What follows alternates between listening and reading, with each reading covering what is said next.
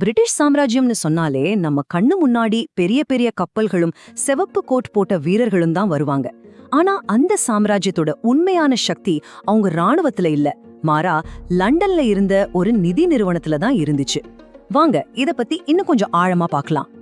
அப்போ அசல் கேள்வியே இதுதான். ஒரு சின்ன தீவு எப்படி உலகத்துல 4ல் 1 பங்கா தன்னோட கட்டுப்பாட்டுல வச்சிருந்துச்சு? அதோட உண்மையான பலம் எதுவா இருந்துச்சு? இதுக்கான பதில் ஒருவேளை உங்களை ஆச்சரியப்படுத்தலாம். பிரிட்டனை அவங்களோட பீரங்கிகளை விடவும் அதிகமா நம்பினது பவுண்ட் ஸ்டெர்லிங்கையும் கடன் பத்திரங்களையும் தான். அவங்களோட ராயல் நேவிங்கிறது ஒரு கருவி மட்டும்தான். ஆனா அந்த கருவியை இயக்குன அசல் சக்தி பேங்க் ஆஃப் இங்கிலாந்து சொல்லப்படுற ஒரு தனியார் நிதி இயந்திரம்.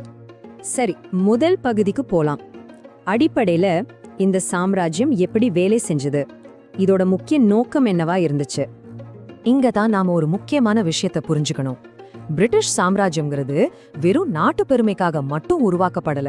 அது லண்டன்ல இருந்த உயர்மட்ட பினான்சியர்ஸோட லாப நோக்கங்களுக்காக இயக்கப்பட்ட ஒரு பெரிய பிசினஸ் மெஷின் மாதிரி. அரசாங்கத்தோட பாலிசிஸ் எல்லாமே இந்த தனியார் முதலீட்டாளர்களோட லாபத்துக்காகவே உருவாக்கப்பட்டுச்சு.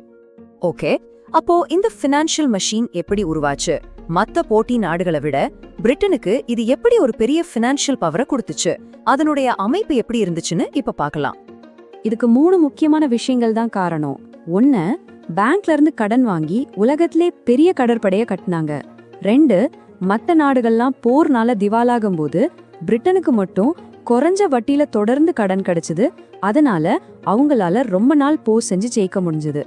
3, உலகத்துல இருக்கிற எல்லா வியாபாரிகளும் பவுண்ட் ஸ்டெர்லிங்க கண்ணை மூடிட்டு நம்பினாங்க. அந்த நம்பிக்கை வர்றதுக்கு ஒரு முக்கியமான காரணம் இருந்துச்சு.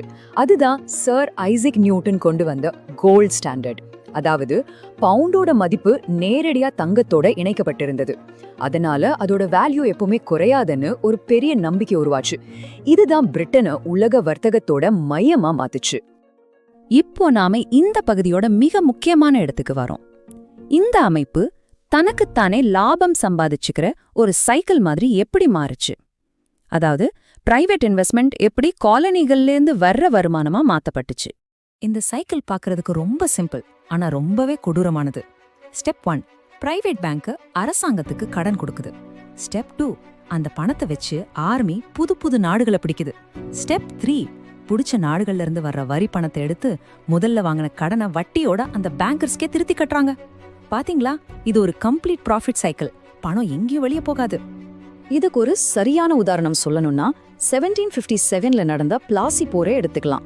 அந்த போருக்கு அப்புறம் வங்காளத்தோட மொத்த கருவூலமும் அப்படியே லண்டனுக்கு கொண்டு போயிட்டாங்க. இப்படி சுரண்டப்பட்ட பணம் தான் பிரிட்டனோட தொழில் புரட்சிக்கு ஒரு முக்கியமான காரணமா இருந்துச்சு. இந்த ஒரு உதாரணமே அந்த சைக்கிள் எவ்வளவு திறமையா வேலை செஞ்சதுன்னு நமக்கு தெளிவா காட்டுது. சரி, அப்போ இந்த சிஸ்டமை உண்மையிலேயே கண்ட்ரோல் பண்ணது யாரு? அந்த பவரோட ரிமோட் கண்ட்ரோல் யார் கையில இருந்துச்சு? இங்கதான் அசல் மேட்டரே இருக்கு. ஈஸ்ட் இந்தியா கம்பெனிங்கிறது ஒரு அரசாங்க நிறுவனம் கிடையாது, அது ஒரு பிரைவேட் கார்ப்பரேஷன். இங்க ஆச்சரியமான விஷயம் என்னன்னா, அந்த கம்பெனியோட ஷேர் ஹோல்டர்ஸும் பேங்க் ஆஃப் இங்கிலாண்டோட டைரக்டர்ஸும் 2 பேருமே ஒரே ஆளுங்க தான். இந்த டேபிள்ல பாத்தீங்கன்னா இந்த தொடர்பு உங்களுக்கு நல்லாவே புரியும். அதாவது ஒரு குரூப் தான் பணத்தை கடனா கொடுக்குது, அதே குரூப் தான் எந்த நாட்டை போய் பிடிக்கணும்னு முடிவு பண்ணுது. சுருக்கமா சொல்லணும்னா, ஒரு நாட்டோட வெளியுறவு கொள்கையே சில பிரைவேட் பிசினஸ்மென்களோட லாபம் தான் தீர்மானிச்சது. சரி, இந்த நிதி அணைப்போட நீண்ட கால தாக்கம் என்ன? அதோட விளைவுகளை நாம இன்னைக்கும் பார்க்க முடியுமா? இப்ப நான் சொல்ல போற விஷயத்த கொஞ்சம் கவனமா கேளுங்க. 1833ல பிரிட்டிஷ் அரசாங்கம் அடிமை முறையை ஒழிச்சது. அப்போ பாதிக்கப்பட்ட அடிமைகளுக்கு நஷ்ட ஈடு கொடுக்கல. ஆனா அந்த அடிமைகளை தங்களோட சொத்தா வச்சிருந்த உரிமையாளர்களுக்கு நஷ்ட ஈடு கொடுக்க பிரிட்டிஷ் அரசாங்கம் ஒரு பெரிய கடனை வாங்குச்சு. அந்த கடன் தொகை எவ்வளவுன்னு தெரியுமா? 20 மில்லியன் பவுண்டுகள். அந்த காலத்துல இது நினைச்சு கூட பார்க்க முடியாத ஒரு பெரிய தொகை. இந்த பெரிய பண பரிவர்த்தனையும் கண்ட்ரோல் பண்ணது அதே பிரைவேட் பேங்கிங் சிஸ்டம் தான். ஆனா இப்ப வரப்போறதுதான் உண்மையான ஷாக். பிரிட்டிஷ் மக்கள் பல தலைமுறையா இந்த கடனை திருப்பி கட்டிட்டு வந்திருக்காங்க. இந்த கடன் முழுசா எப்போ அடைக்கப்பட்டது தெரியுமா? ரொம்ப வருஷம் முன்னாடிலாம் இல்ல, 2015ல தான். 2015. இதிலிருந்தே தெரிஞ்சுக்கலாம் அந்த சிஸ்டமோட தாக்கம் எவ்ளோ ஆழமா எவ்ளோ நீளமா இருந்திருக்குன்னு. இன்னொரு விஷயத்தையும் நம்ம ஞாபகத்துல வச்சுக்கணும். 1946ல தேசியமயமாக்கப்படுற வரைக்கும் இந்த பேங்க் ஆஃப் இங்கிலாந்து ஒரு பிரைவேட் கம்பெனியா தான் இருந்துச்சு. அப்படின்னு என்ன அர்த்தம்? 2 உலகப் போர் நடந்தப்பவோ பிரிட்டிஷ் அரசாங்கம் போருக்காக பணம் செலவு பண்ணணும்னா இந்த பிரைவேட் பேங்கர்ஸ் கிட்ட போய் பெர்மிஷன் கேட்க வேண்டியிருந்தது. ஆக இந்த முழு பகுதியோட சாராம்சம் இதுதான். பிரிட்டிஷ் ராணுவம்ங்கிறது ஒரு பவர்ஃபுல் கருவிதான், சந்தேகமே இல்ல.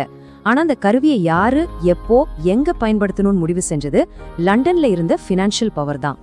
கடைசியா இந்த ஒரு மேற்கோளோட முடிக்கலாம்.